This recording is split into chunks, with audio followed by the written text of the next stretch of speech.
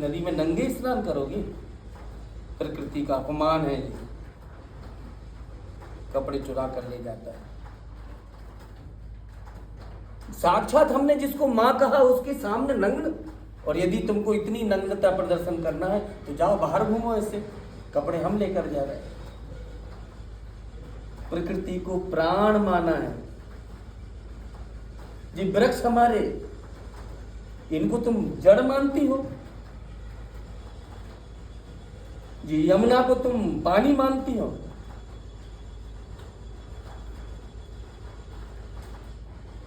भूमि को मां नहीं मानती। कैसा संबंध है? नग्न नहा रहे,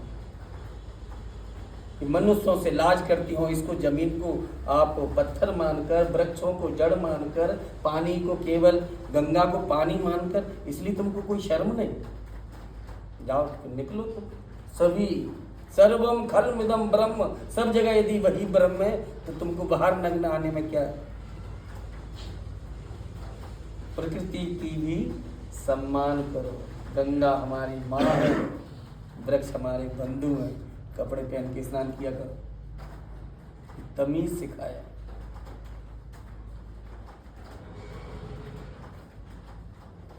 कौन था वहां? पेड़ी थे, पानी था। ये जड़ लोग हैं, इनके सामने ये थोड़ी, इनको दिखाई थोड़ी देता है।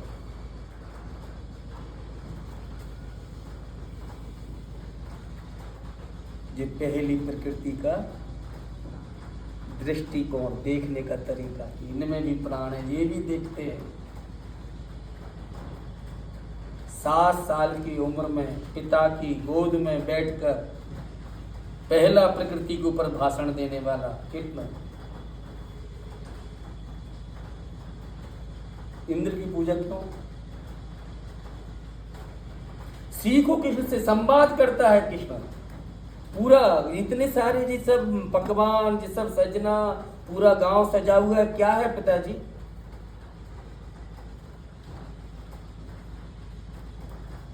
इंद्र बरसात करता है, पानी बरसता है, इसलिए हम उसकी पूजा करते हैं। पानी नहीं बरसेगा तो ये नहीं होगा, वो नहीं होगा।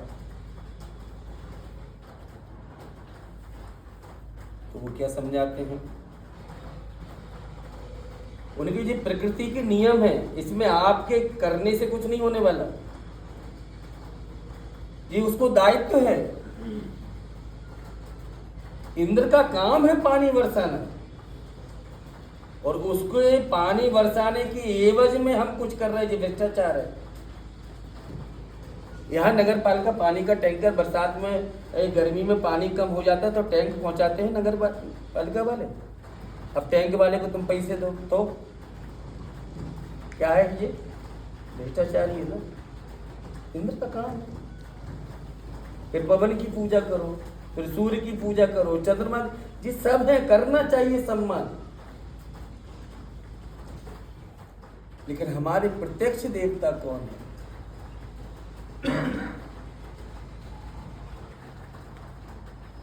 जिस पर्वत पर हमारी गाय चरती है, हम सब वैश्य समाज से हैं, व्यापार करते हैं।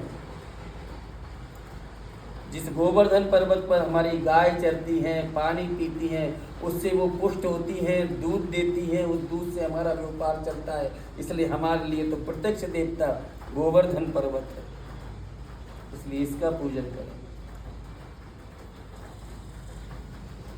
प्रकृति का पहला पूजन श्री कृष्ण अपने स्वयं अपने हाथों से करते।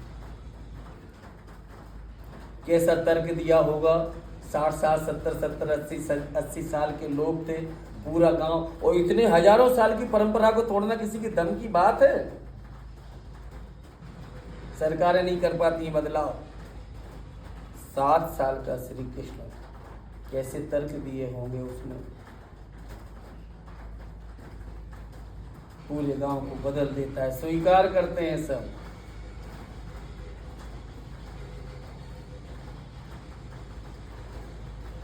इसलिए सृष्टि सेवा संकल्प ने हमारा प्रथम उत्सव के रूप में जन्माष्टमी होना ही चाहिए। और आज के जीवन में जहां जहां आपको बाधा है, वहाँ कृष्ण का जीवन, राम जैसा इस देश में यदि राजा बनना, कृष्ण कभी राजा नहीं हुए मालूम है? कभी।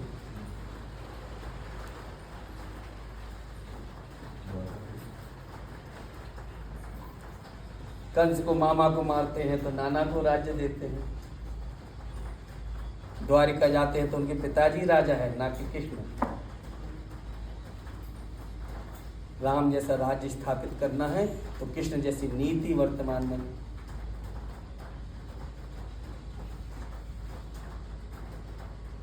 और इसलिए कहीं पर भी, इसलिए आज पूरी दुनिया में गीता क्यों स्थापित हो जाती है? दुनिया की सारी भाषाओं में सबसे अधिक पढ़ी जाने वाला यदि कोई ग्रंथ होगा,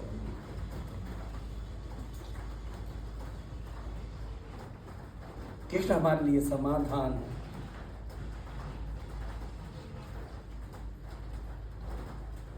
तो सृष्टि के संरक्षण के लिए, सामाजिक संरक्षण के लिए कृष्ण जैसा जीवन जीना ये अनिवार्य है। उनकी शिक्षाओं का पालन करना